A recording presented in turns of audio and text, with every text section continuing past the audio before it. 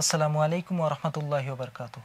মৰমৰ বন্ধুসকল, ইছলাম ধৰ্মত যেতিয়া বদৰ যুদ্ধ সংঘটিত হৈছিল তাৰ ফলত বহুতো সাহাবীসকল মৃত্যুবৰণ হৈছিল।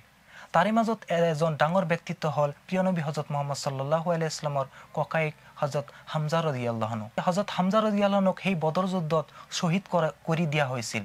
তাৰ পিছত যেতিয়া সাহাবীসকলে বা নবী সাল্লাল্লাহু আলাইহি ওয়াসাল্লামৰ নেতৃত্বত মক্কা বিজয় কৰিছিল, তাৰ পিছত এনেকুৱা ধৰণৰ সকলো মুশৰিকসকলে তাৰ পৰা পলাই যাবলৈ বাধ্য হৈছিল। আৰু যেতিয়া প্ৰিয় নবী হযৰত মুহাম্মদ সাল্লাল্লাহু আলাইহি ওয়াসাল্লাম শুনিলে যে মুশৰিকসকলে ইছলাম ধৰ্ম কবুল কৰিছে, নবী সাল্লাল্লাহু আলাইহি ওয়াসাল্লাম এই সকলো মানুহক কি কৰিছিল?